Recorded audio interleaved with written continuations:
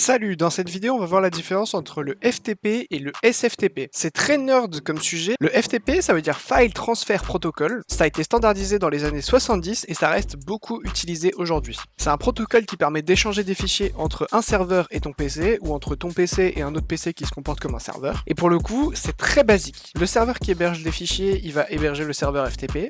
Toi avec ton PC tu vas t'y connecter en fournissant un nom d'utilisateur et un mot de passe. C'est la seule authentification qui est présente. Ensuite, avec ton logiciel ou ton client FTP comme FileZilla par exemple, tu sélectionnes les fichiers que tu veux échanger et tout passe en clair sur le réseau. Le SFTP, lui, ça veut dire Secure File Transfer Protocol. On dirait que c'est un petit peu la même chose, mais ça reste un petit peu différent. Au lieu d'avoir son propre protocole et de passer par le FTP, ça va passer par le SSH. Le SSH, c'est normalement quelque chose que tu utilises pour te connecter à une machine à distance, et ben là tu vas l'utiliser pour transférer des fichiers. Le gros point fort, c'est que par rapport au FTP, tout est chiffré et c'est très sécurisé. Tu vas échanger les clés SSH pour la connexion, et tu vas également échanger un mot de passe. Ça peut être plus chiant pour se connecter, mais au moins tout est vraiment très sécurisé. Bon, maintenant revenons à la question de base. LocalSend, l'outil que j'ai présenté dans la vidéo d'avant, lui comment il marche? Eh ben lui, c'est vraiment aucun des deux. LocalSend c'est vraiment très simple, c'est vraiment juste de la connexion de pair à pair. Chaque appareil héberge un mini serveur temporaire et chaque serveur va envoyer une énorme alerte à tous les appareils sur le réseau pour dire « Salut c'est moi, je suis un serveur LocalSend, si tu veux m'envoyer des données, c'est par ici ». C'est comme ça que les appareils se reconnaissent sur le réseau. Ensuite, une fois que tu as choisi le fichier et l'appareil, tout se passe entre les deux appareils. C'est pour ça qu'en fait LocalSend il est vraiment utile dans le cadre de si tu veux échanger des données entre ton téléphone et ton PC